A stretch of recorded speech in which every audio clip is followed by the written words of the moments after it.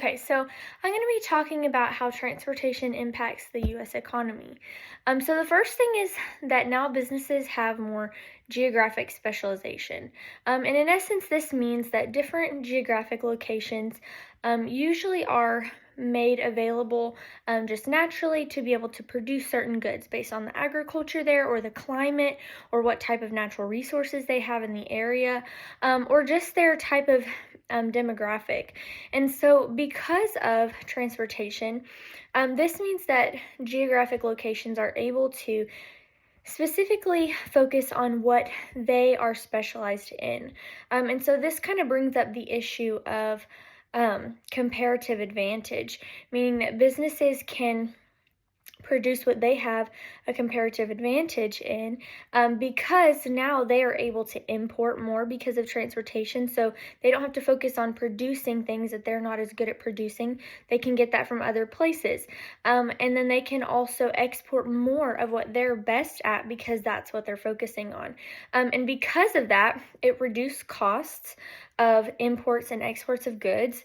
And it also frees up more resources to be able to use more efficiently, and it just helps create better efficiency in business and in the economy. It's better for profits when you are actually producing what you're best at producing.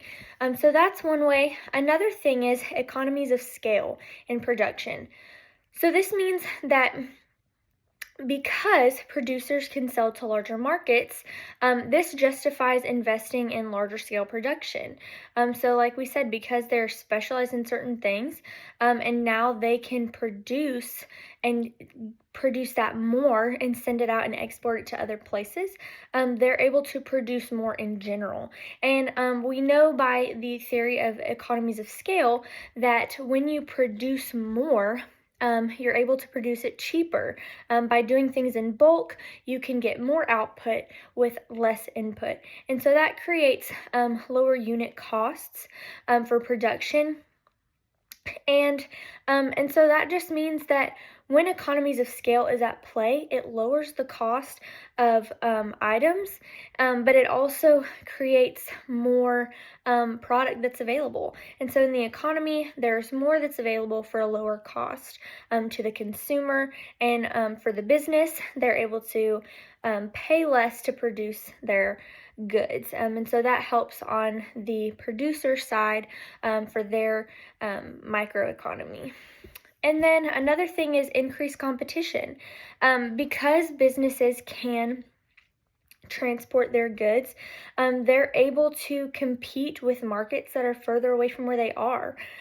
So a business that's in California can compete with a business that's based in Florida to the same customer base because they're able to transport their goods further distances.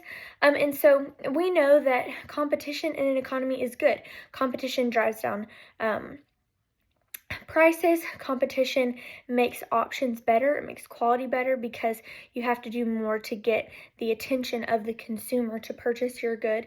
And so it also just gives consumers more options.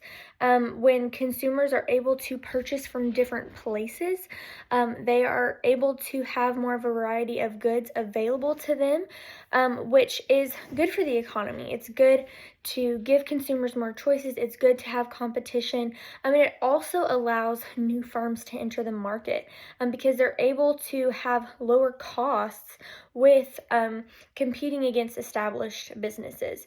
They're able to have lower costs because they're able to transport more. They don't just have to focus on what they're doing. And like we said, they're able to reach economies of scale because they can produce more because they can transport it more. And then last is increase land values, which is really interesting because when transportation is at play, it used to be in the past that cities were set up near waterways. Cities were set up near coasts. Cities, the major cities are near coasts because of importing and exporting goods, and people want to be where things are able to get to them the quickest, where transportation is able to happen. But the further that transportation is able to extend and to reach by trucking, by train, by plane, the further inland that goes, the increased value of that property because it's not so far on the outskirts of a productive civilization. So people have access to transportation, and so it makes those more places that used to be kind of on the outskirts more valuable now because there are things that are able to be transported a lot more easily. And that encourages more business development, that encourages more growth and urban expansion, which is always good for the economy, that businesses are growing and thriving, and that communities are able to thrive.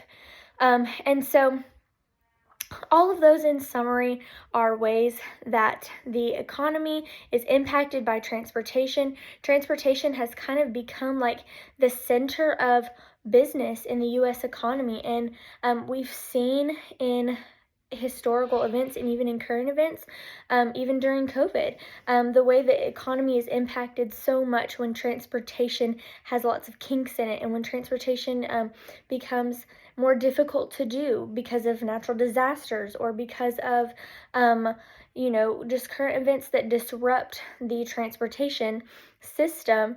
It really impacts the economy because businesses aren't able to get their products, consumers aren't able to buy their products, supply goes down, demand is going up, and they're not able to get their products, so the prices are higher and things like that. The transportation system impacts all of that kind of stuff. And so it's definitely central to the economy, and it's definitely important in how it impacts it.